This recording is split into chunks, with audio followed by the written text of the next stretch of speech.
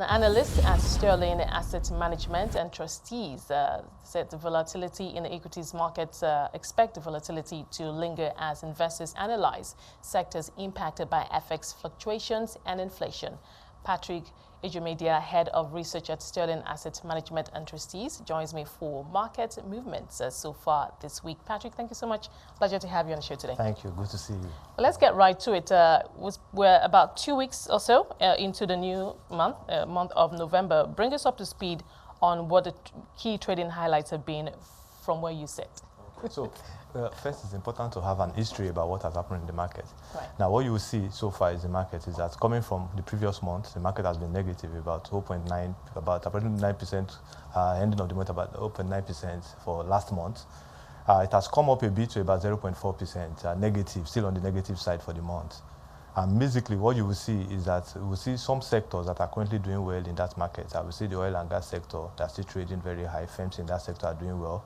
Of course, we know the reason why. And again, we see firms in the banking sector that are coming from negative trend that they've been sometimes in the middle of this year, and they are coming now positive and all that. Then we see insurance sector too. They are also doing a bit well. Firms in that sector are also doing well.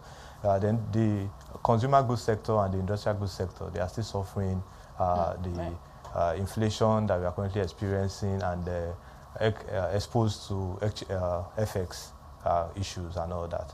But so far, the market is still in the negative region, even though we are still middle of the month. We doubt if that negative trend can be reverted before the month runs to an end. And we're still at that. I mean, year-to-date return for the month still at 30.07. Still around 30%. Yes. I believe, I'm not sure if it was you I had that conversation with, where it was said that that's probably where the market will close for the year. We shouldn't see any significant gains around that 30% year-to-date. Or do you think that there's still room? I mean, we have just a couple of weeks before the year closes. Well, a lot of factors have been affecting the performance of the market. These factors, I don't know if they are going to change. We're expecting inflation data to come out on Friday. Right. Whatever the outcome is, we still expect it to affect well, are you expecting for it to climb higher? Yes. It also depends on, remember that the MPC, the CBN NPR meeting is coming up sometime ending of this month. The outcome of that meeting too is also going to play an impact in the market. So if the CBN increase the rate, you see investors moving from the equity market to the fixed income market. If they reduce the rate, which is not unlikely too from what we've gathered so far, right? I understand. So we'll also see the impact in the market. So, well, we'll still be seeing this volatility that we've been seeing. Well, if you check the trend of the market, you see the market has been going more towards the negative, the downward trend, starting from about 105 around the basis point. That's the all-share index. Right. 105 around February, 105 basis point around February. Right. Middle of the year getting to about 100 basis points, and now it's about 97. So you see, but though on a daily basis it's still volatile, but it's trending more to downwards. You know, so. Now I know that for this market, the strategy depends on the type of investor. Strategy is different. If you're a long-term investor, you have a certain strategy. If you're a short-term investor, the strategy is different. But in terms of the general mindset of the typical Nigerian equities investors, where's the mind at right now in terms of, oh, okay, this market has returned 30% year to date. Where would I typically have seen the best gains so far this year, depending on my basket of stocks that you have in your basket? Yeah, so first is on, like you have rightly said, two types of investors, the long-term investors. But we should have that back of our mind that capital market is supposed to be a market for long-term investors. It's not supposed to be for short.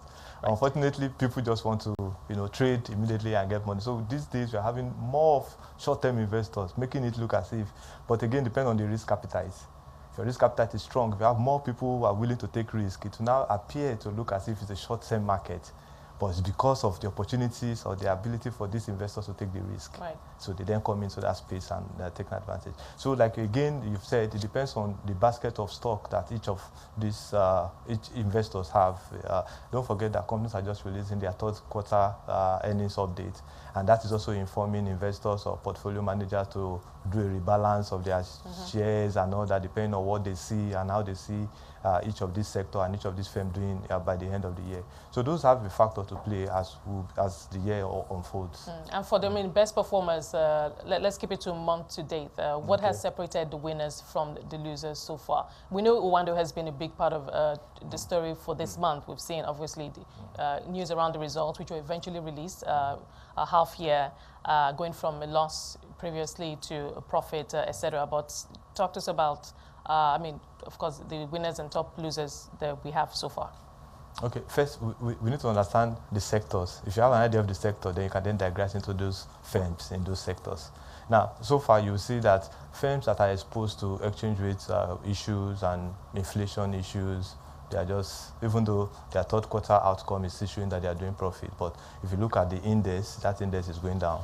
You know, month to date is gone down. But if you look at those in the oil sector and those in the banking sector, you know, before now, like we said earlier, people were moving, people were selling off their banking shares because of this recapitalization that they were doing initially.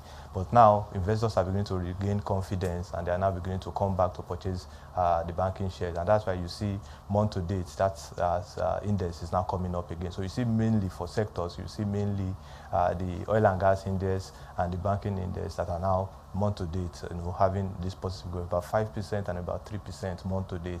Then if you now come to the firms that have done well month to date, we'll be seeing Unicell being in first position in terms of its share price appreciation. Then you'll be seeing John Oates in the second position. You know. John Oates has been quite an interesting story this year, coming from where? Yeah, it's coming from here.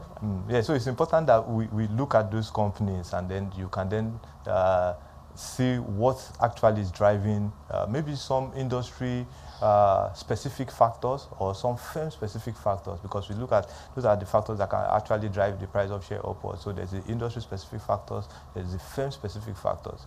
So that's why you see some firms in the same industry, some will be doing better than some. So depending on the firm specific factors. Right. I wish we had more time. We have just a minute plus left. Talk to us about the outlook for the rest of the month, where investors will be bargain hunting as we go into the holiday season.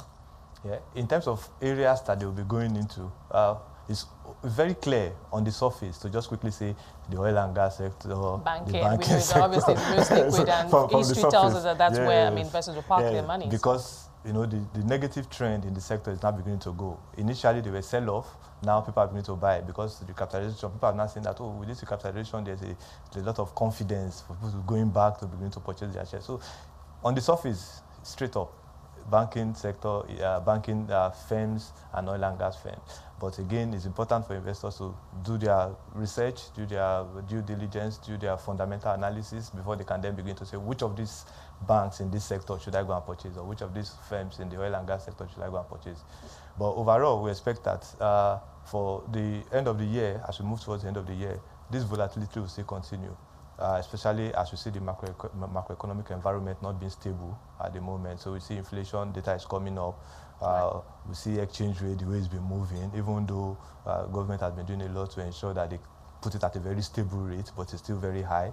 So for those firms that are exposed to exchange rates, that's continue to be a drag to their performance. Right. I mean, it's been quite a year for investors. Well, thank you so much, Patrick. It's been a pleasure talking to you today. Thank you for that insight. Always a pleasure. Patrick Ejumedia, Head of Research at Sterling Asset Management and Trustees, taking us through trading at Nigeria's stock market.